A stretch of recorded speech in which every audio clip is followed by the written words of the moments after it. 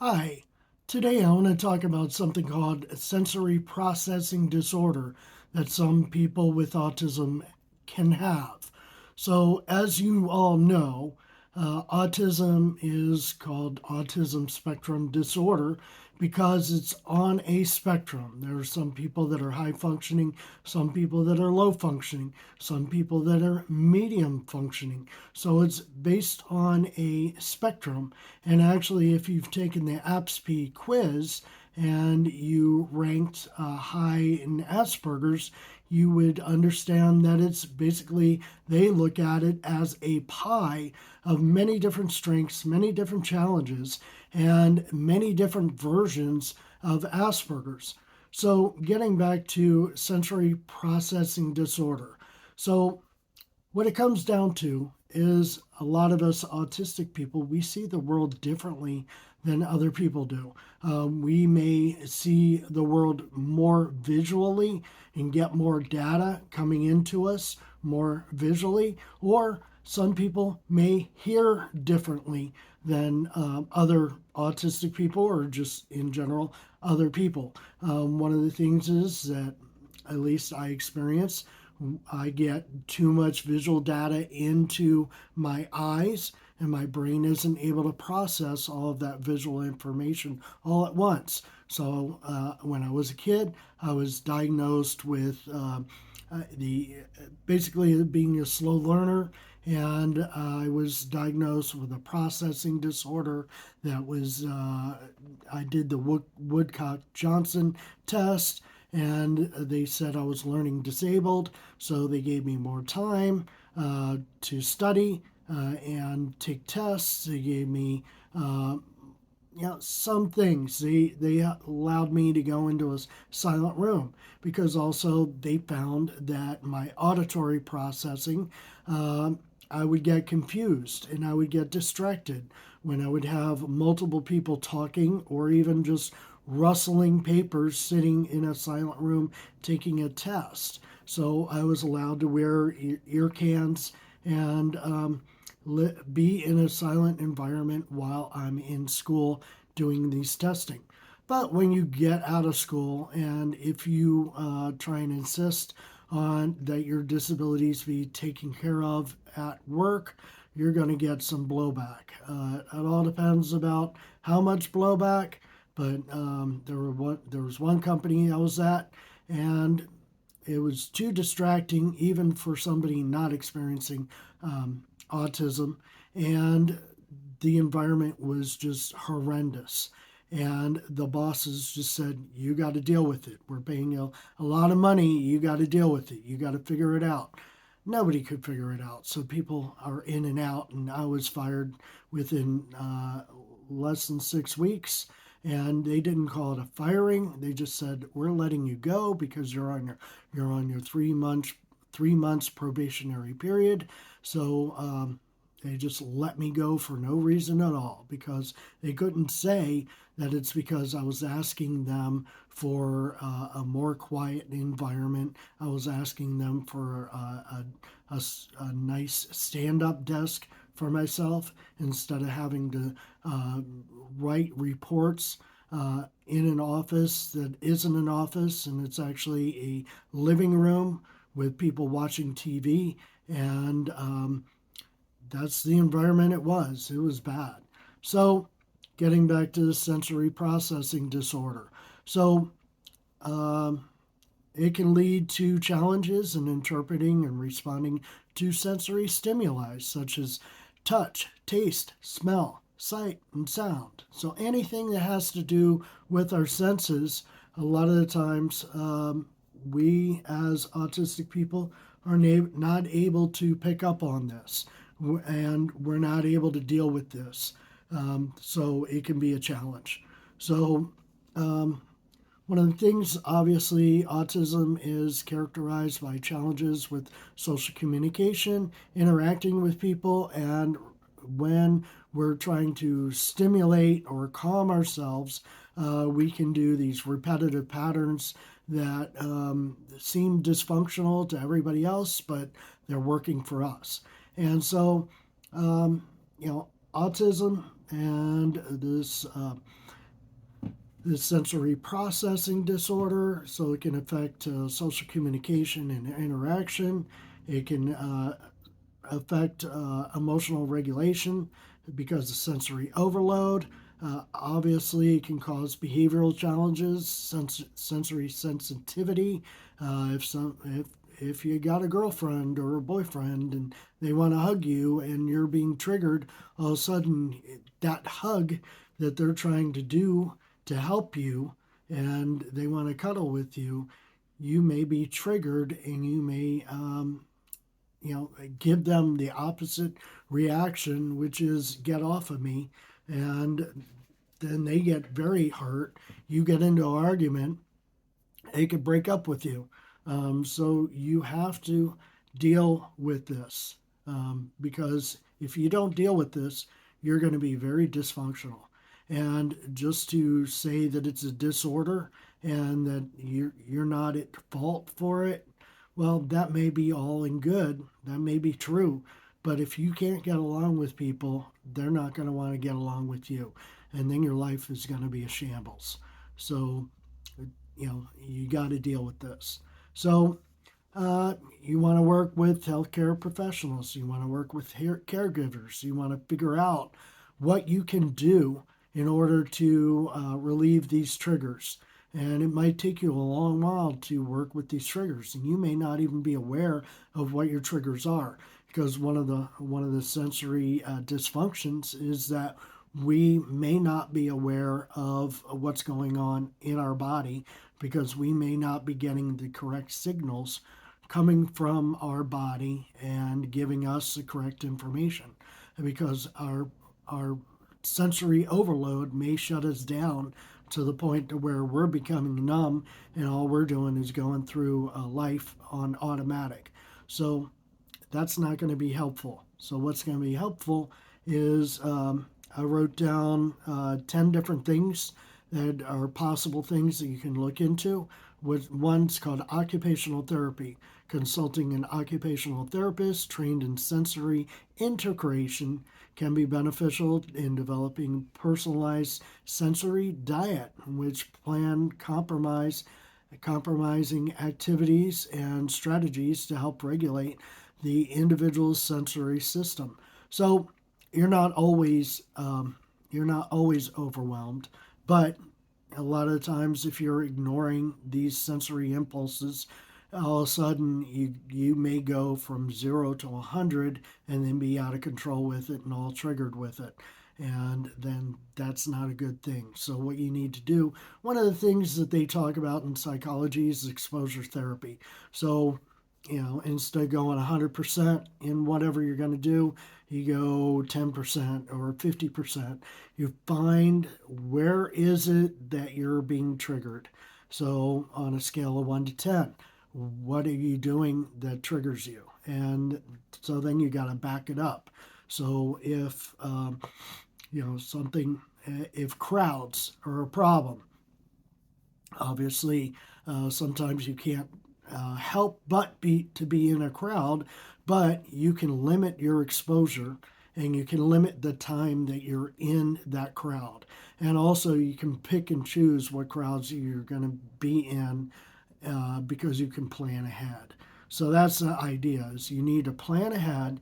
You need to look at the future. You need to look at your past, where you were triggered, where things harm you psychologically, and where the pain is coming, maybe even physically. So what you want to do is you want to practice sensory breaks. So you want to take a break. So if you work, just say you work at McDonald's as and it's busy. Well, you can't just say, well, I'm autistic. I have sensory processing disorder. I can't handle this. You need to allow me to take my 10-minute break when there's 20 people in line because I can't handle this. That's not going to work all that well for you because of ADA standards, Americans with Disability Act. You may be able to get away with that, but the boss may be looking for a legal loophole to get rid of you. So you don't want to be that person that's that your boss doesn't like and is trying to get rid of you. That's not a good thing for you. Um, and that's not a good thing for them either. And you're not going to be in a happy situation, and your life may become hell. And so you may have to look for another job. You may have to look for a different environment. In which one of my episodes earlier, I talk about jobs, what people can do who are autistic. I work in a high risk situation, one of the most high risk situations the world has ever seen. And I'm helping people because I'm being a counselor in a high risk situation where most people cannot handle. People quit left and right around me, whereas I'm able to handle it. But something as simple as getting my security clearance redone, that everybody would think is common sense, I forgot. And so all of a sudden, I'm kind of panicked because on Monday, I don't even know if I can go to work or not. I may have to become a YouTuber for the next month until I can get my security clearance. I don't know, but there's so many things that I can't do about it that I can't worry about it, and maybe I need a vacation anyway. So, getting back to this, so routine and structure. You want to build in a daily routine and a daily structure, and you want to be able to build in stop gaps, and you need to be able to bend like bamboo tree in the wind. You don't want to be brittle, because if you get out of your routine, you don't want to have a meltdown because you're out of your routine, because that's what happens in life. People get out of the routines. They force you to get out of your routine, and if it has to do with work, they're paying you, and so your boss tells you what you're going to do and what you're not going to do. You may not like it, but it doesn't matter whether you like it or not, because if your boss is asking you to do it and then you say no, your boss is going to be pissed off at you, and they're going to know that you're not reliable. So when there's a downturn, if there's a recession soon, you'll be one of the people let go, and that's not a good thing. You want to be looked at as reliable because you are reliable, except when your routine is broken, and so you have to remain flexible. You have to build those things in. How can I become flexible? And ask your coworkers, ask your boss, say, hey, you know I have a problem with flexibility. So what is it that we can do together to build something in to where you can let me know beforehand softly, instead of just panicking and I panic and then we both panic and then the world comes to an end. I don't want to do that. I want to help you. I want to be employed. I like this job. So those are things that you can do. You got to communicate. You got to let people know what's going on with you. You don't have to say, I'm autistic. You don't have to say, I have sensory, whatever this thing is, sensory processing disorder. And, I have a piece of paper that says that I have this. They don't care because they're paying you. This is adult. This is part of adulting. Somebody's paying you. So you're there because you're getting paid. If you weren't to get paid, would you be there? I highly doubt it. Maybe, because if you're there, then you have the optimal job because you would volunteer and you're getting paid to volunteer. That would be awesome. And if you can do that, then you want to work on all these other things that are challenges for you. So physical activity. You want to be able to work out, get all your yah-yahs out. So you don't get all stressed. You want to make sure that you're able to work out, be healthy. You want to be able to get all that stress out. Social support. Who's your social network? Who are the people that you're able to talk to? And these aren't even necessarily friends. They can be, counselors. They can be co-workers. They can be your bosses. So you also have to advocate for yourself. This is very important because if you don't advocate for yourself and you don't let them know that you're being triggered, they're not going to know until you blow up on them. And that's not the way to work on things because they'll write you up and you'll be gone because that's not acceptable anymore. So you have to look at adaptive equipment. What is it that you can use that can help you? Are there massage tools? Does a weighted blanket help you? Do fidget toys help you? And can you let people know, hey, I need to, I use a fidget toy. I got ADHD or I get distracted, so this helps me not be distracted. So you have to educate yourself and you have to educate people around you because they don't understand if you don't tell them. So, occupational therapy, schedule regular appointments with qualified occupational therapists, participate in recommended sensory integration activities consistently, track your progress, and provide feedback and get feedback from them. Take sensory breaks, identify sensory preferences and calming activities that work best for you. Plan and schedule sensory breaks throughout the day. It's good every hour or every 2 hours, take a 10-minute break. You don't necessarily have to, you're not going to say, I'm going on my 10-minute break because, you're only legally, at least in California, you're only legally allowed two 10-minute breaks plus a half-hour lunch.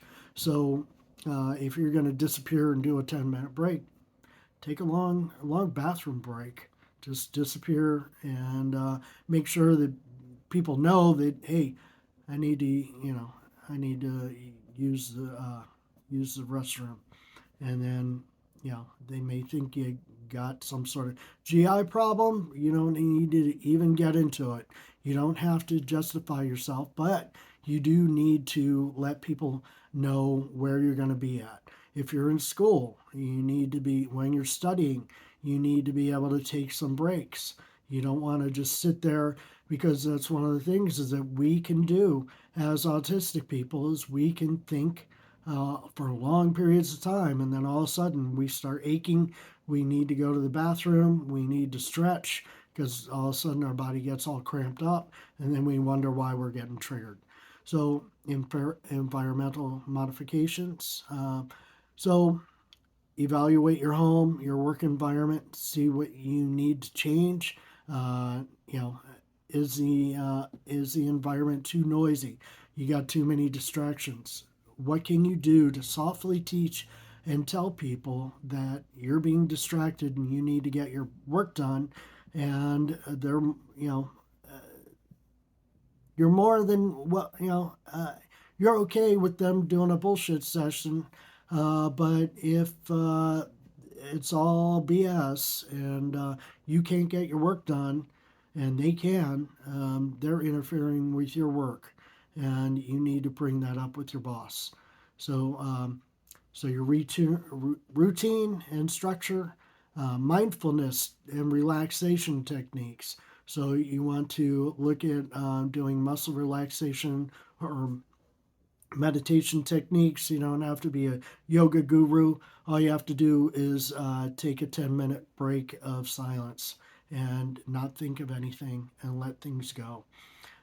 So physical activity, social support, communicate openly, friends, family, professionals, about how you're being impacted. You don't have to go into all these formal psychological or scientific words because when you're labeling yourself, somebody looks it up and then they think you're the R word. They'll call you a tard, and they'll be doing that behind your back, and you may have a law case against them, but do you want to really bring it up to all of that, and or do you just want to get along and allow people to help you?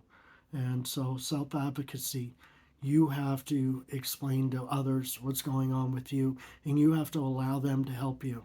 And you have to let them know if what they're doing is working or not working, because they're not psychological professionals. They don't know. So this is the bottom line. So it's not classified as a standalone diagnostic condition. It's not in the primary diagnostic manuals. It's not in the DSM-5 or the ICD. However, sensory processing issues are recognized as a common feature with people with autism. The DSM-5 in particular includes hyper or hypo reactivity to sensory input or unusual interests in sensory aspects of the environment as one of the diagnostic criteria for autism.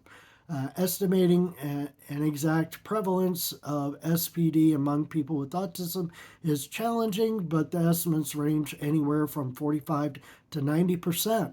And I think that because of the way that they measure autism is they're measuring what's going on the outside. They're looking at it, even though it's an internalizing problem. They look at it when they classify it, when they diagnose you, they look at it as an externalizing problem, which is when you get triggered, when you can't understand, and then all of a sudden you explode, or you're off in space doing something that nobody else is doing, and you're acting strange according to them, then you can get to the 90% when you're really stressed. Or else, if you have it under control, you're working on your triggers, you could be in the 45%. So it depends on where you are, low functioning, high functioning, and that has to do with your education. You have to take responsibility for yourself. Now, while you're a child, you have your parents or caregivers that are taking care of you, and you need to communicate to them what's working, what's not working. But I'm an adult, so I'm focusing this channel more towards adults. I'm undiagnosed, and still, even if I get diagnosed, what is it really going to do for me? The way I'm looking at this, making these videos, is I'm getting more education. I'm learning how to deal with my own problems better than if I was to, it's like I have a shrink, but she's some help. She's doing the best she can, but she's not an expert in autism.